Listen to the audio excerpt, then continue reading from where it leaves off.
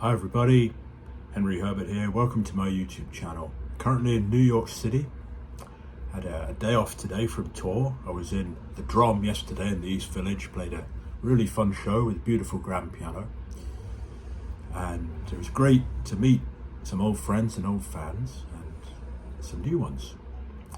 And then tomorrow I fly to London, going to play the 100 Club, which I love, that room, on October the 24th. That's this Thursday.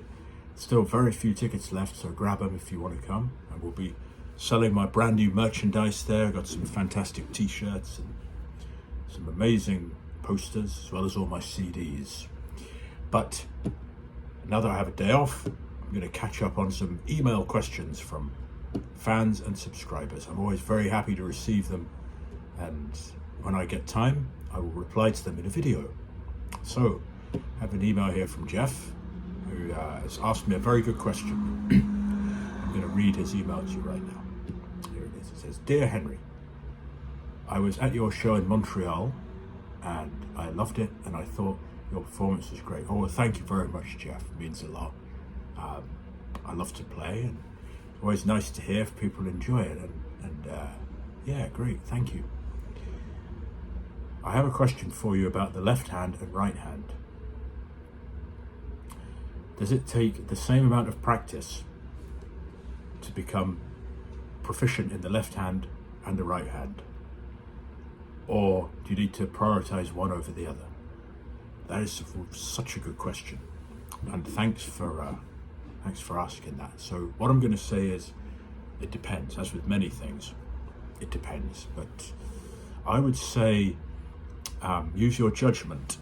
Use your judgment in your ears to practice each one as much as you need to get it to sound right. So also, if you're left-handed or right-handed, that will play a huge factor. That will play a huge role in the answer, because if you're left-handed and you're playing boogie woogie, you will have an advantage because you'll have more strength in your left hand and you'll be able to play more rhythmically, and you'll be able to play faster and longer, harder. Whereas if you're right-handed, you'll have an advantage to playing the right hand embellishments and playing with a band where the left hand's not so important. So I would say use your ears, hear in your mind what you want it to sound like, and keep practicing until it sounds like what you hear in here and what you want it to sound like. And so that brings in the third thing, which is to listen. And I always say this: listen, listen, listen. Listen to the music you want to play. Listen to Albert Hammond's Pete Johnson, Meatloaf Lewis, as much as possible. Listen to the rock and rollers, Jerry Lee Lewis, Little Richard. Listen to what they're doing. Listen to their left hand. It's easy to hear which is the left hand. It's just playing the low notes.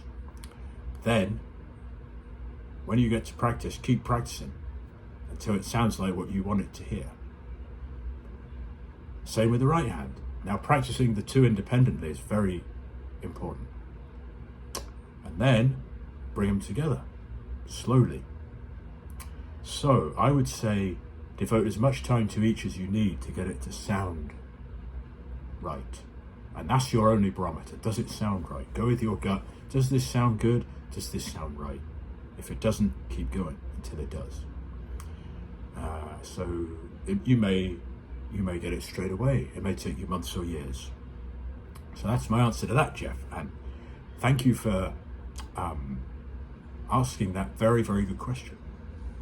So yeah, I'm off to London tomorrow, and check out my Patreon site for the piano tutorial series of 14 videos, which has similar questions to what Jeff just asked, and many others.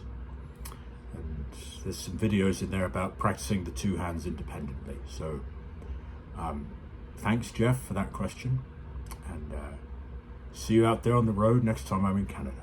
All right, goodbye, everybody.